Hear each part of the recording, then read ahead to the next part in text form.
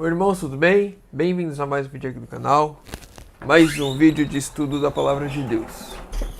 E hoje, continuando o assunto bíblico, nós vamos ler Parábolas de Jesus, capítulo 18, um convite especial.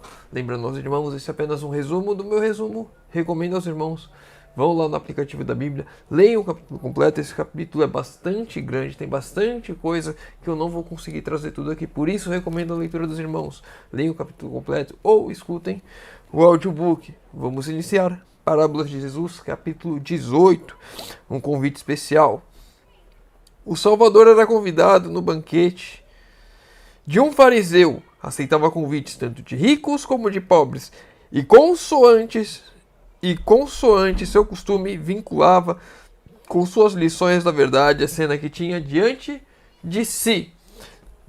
Uma lição importante: Jesus sempre estava com todos, estava no meio de todos, ricos e pobres.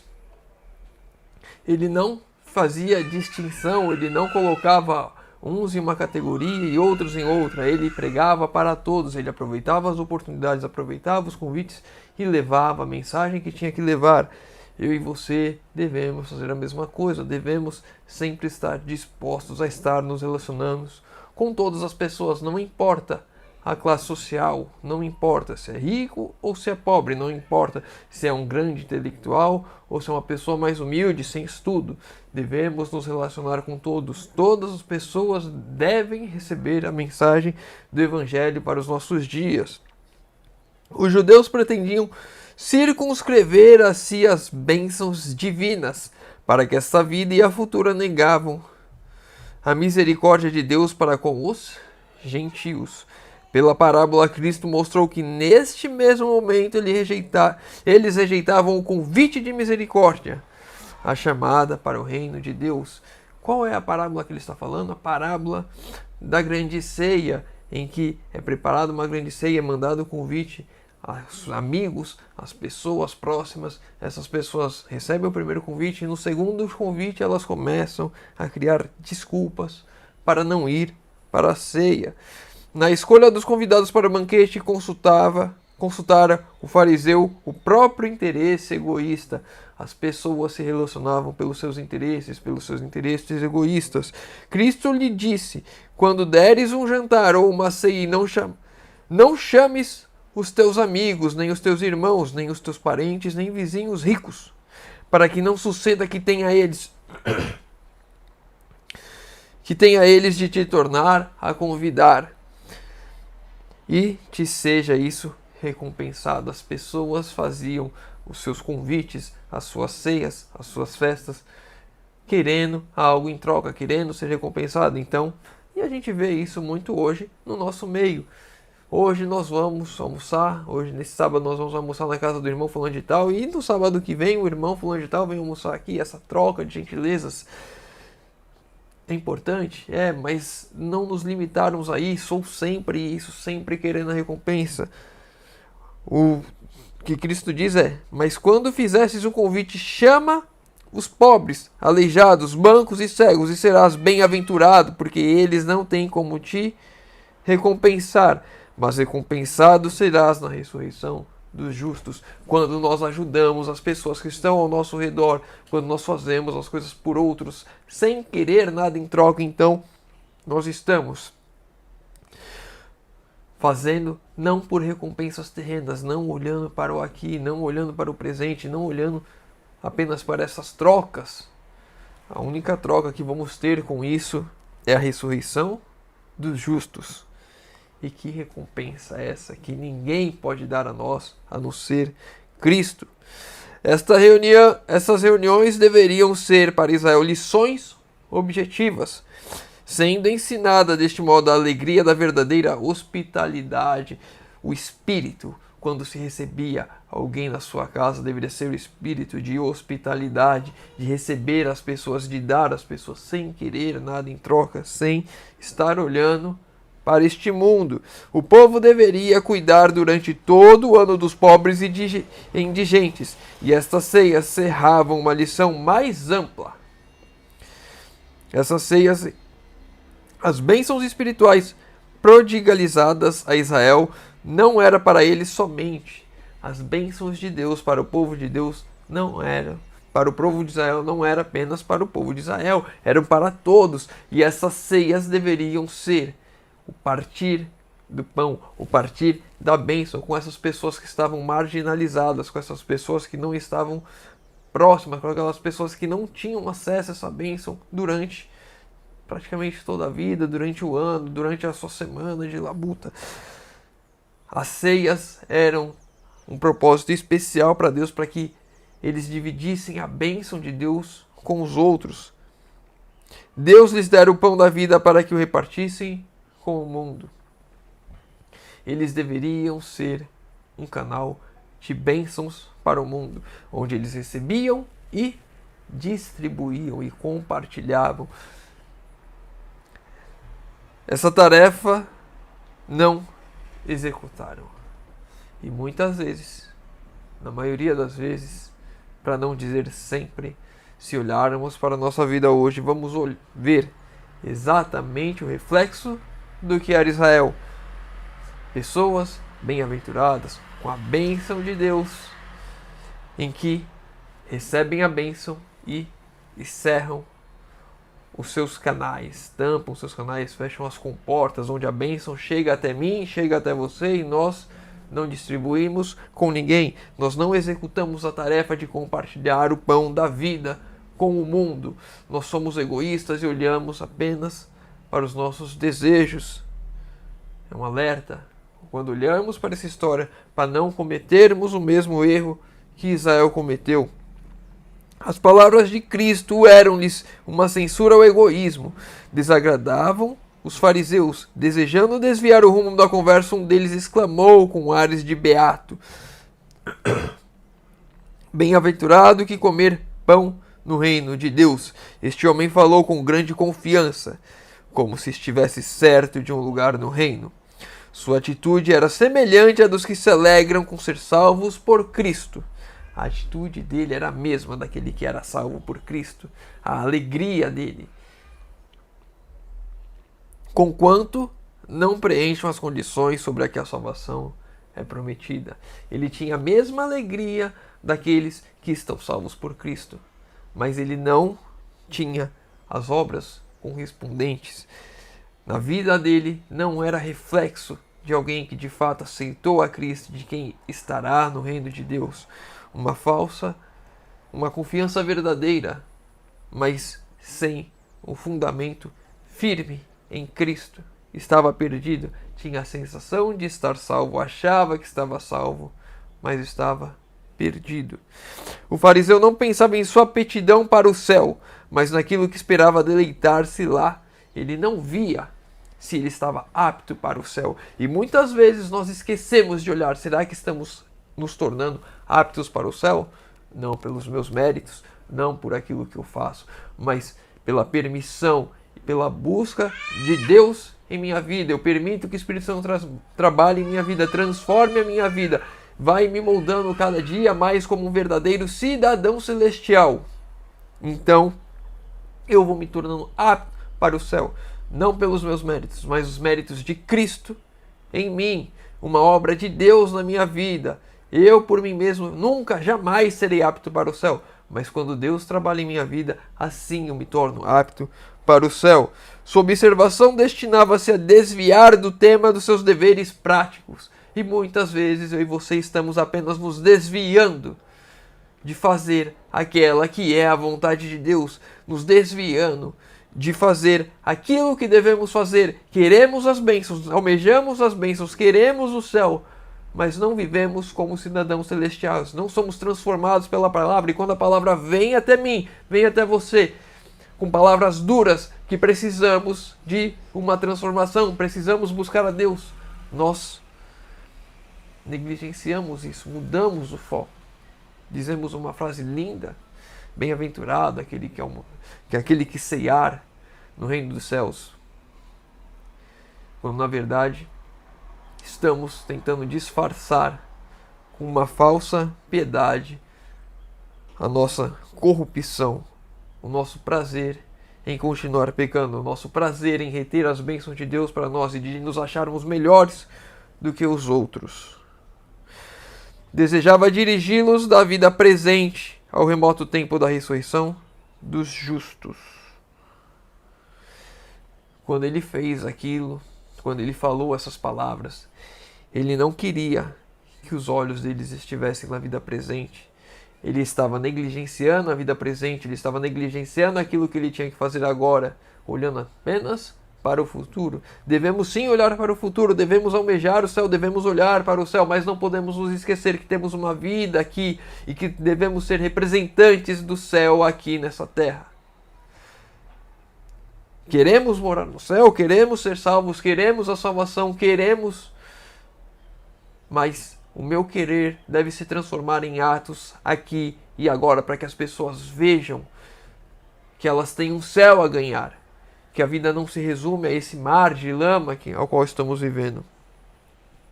Um certo homem disse, fez uma grande ceia e convidou a muitos. Chegando o tempo da celebração, o que convidava enviou seus servos como uma segunda mensagem aos hóspedes esperados: vinde, que já está tudo preparado. Estranha indiferença manifestou-se, porém. Havia uma ceia, havia um banquete. Eles foram chamados uma vez, foram chamados uma segunda vez e agora é manifestada uma indiferença quanto ao convite, uma falta de desejo pelo convite. Eu gostaria de lembrar os irmãos que leiam completamente esse capítulo. Vou tentar ler o máximo aqui possível desse meu resumo, mas tem muita coisa que eu não vou conseguir trazer dentro desses 20 minutos que a gente usa toda manhã. Vamos lá. Nenhuma das escusas tinha base em necessidade real. As pessoas que não aceitaram o convite, não manifestaram uma necessidade real. Eram apenas desculpas para aceitar o convite para o reino eterno, desculpas para ir para a Canaã celestial, desculpas para continuarem presos neste mundo. Muitas vezes eu e você estamos dando essas desculpas para nos prendermos aqui. O homem que precisava sair a ver seu campo já o comprara. Sua pressa de ir vê-lo era devida a que o seu interesse estava absorvido pela aquisição. Ele estava preso aqui neste mundo. Não precisava mais ir, ele já tinha comprado, já era dele, não importava se ele fosse depois. Mas ele estava preso neste mundo, olhando para as coisas deste mundo, então ele tinha que ir naquele momento. Os bois também tinham sido comprados. Outra pessoa deu a desculpa dos bois. Já tinham sido comprados, o exame dos mesmos só tinham a de satisfazer a curiosidade do comprador. Já tinha comprado os bois. Você ia olhar os bois depois de comprar. É apenas curiosidade, um motivo supérfluo. Mas está a imersão das pessoas neste mundo. Também a terceira desculpa não tinha melhor motivo, a circunstância de convidado a haver contraído núpcias. Não precisava impedir sua presença à festa. Sua esposa também seria bem-vinda, fizera, porém, seus próprios planos de prazer. E estes lhes pareciam mais desejáveis do que comparecer à festa, como prometera. Pessoas absorvidas nos seus próprios planos, no seu próprio prazer, no seu próprio entretenimento. Pessoas absorvidas pelo mundo, presas neste mundo, não querem abandonar a isso e aceitar o convite celeste.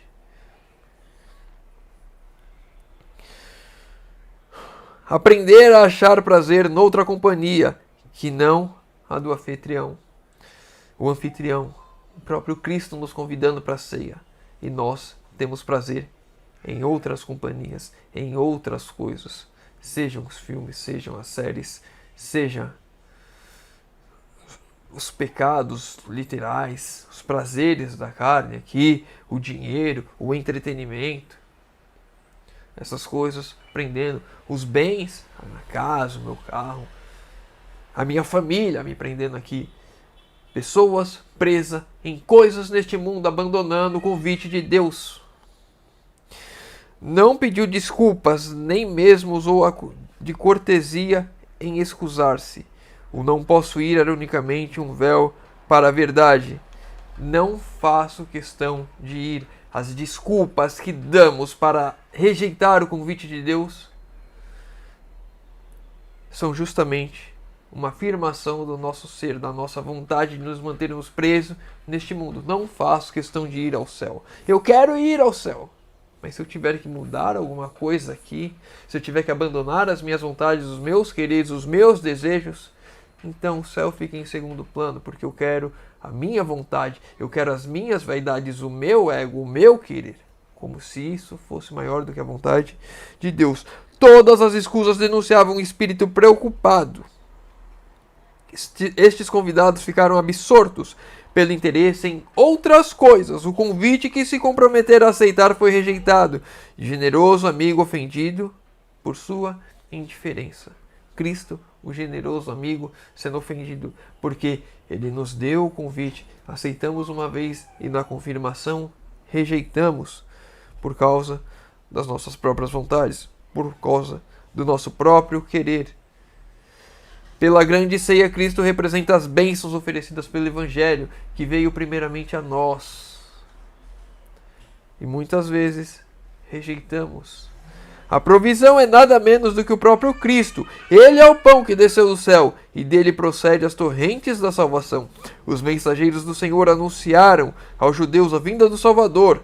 Apontaram a Cristo como o Cordeiro de Deus que tira o pecado do mundo. Os judeus, primeiramente, receberam a bênção de Cristo e eles a rejeitaram. E aí, essa bênção foi a outros. E nós, hoje, primeiramente, recebemos a bênção da mensagem de que Jesus está voltando, a verdade presente, a reforma iminente que temos de fazer em nossas vidas, um verdadeiro reavivamento espiritual. E muitas vezes estamos negligenciando isso. E se o irmão procurar por aí na internet, o irmão vai ver que mesmo no mundo árabe, os muçulmanos estão tendo sonhos com Cristo, estão se convertendo, estão recebendo a bênção que eu e você estamos rejeitando hoje. Pessoas perguntando, desses que estão tendo sonhos, o que significam os 3 anjos? Que mensagem é essa? Pessoas procurando compreender as mensagens que Deus está dando para elas, enquanto nós estamos aqui rejeitando isso. Todavia, para aceitar o convite ao banquete do Evangelho, precisariam subordinar seus interesses materiais ao propósito de receber a Cristo e sua justiça. Quem é que tem o desejo de subordinar os seus desejos a Cristo? Quem tem o desejo de abrir mão do próprio eu por Cristo? Pessoas olhando apenas para si próprias. Pessoas sem o desejo de uma conversão genuína, de entregar suas vidas a Cristo, se assim necessário for. Deus prodigalizou tudo ao homem e lhe pede colocar seu serviço acima de todas as considerações terrenas e egoístas. Deus abriu mão do que ele tinha de mais importante. Cristo abriu mão da própria vida por nós. Ele veio aqui e se entregou por nós. Ele sofreu a morte eterna. Isso é um assunto bem mais profundo, porque ele vive. Como assim ele morreu a morte eterna e ainda vive?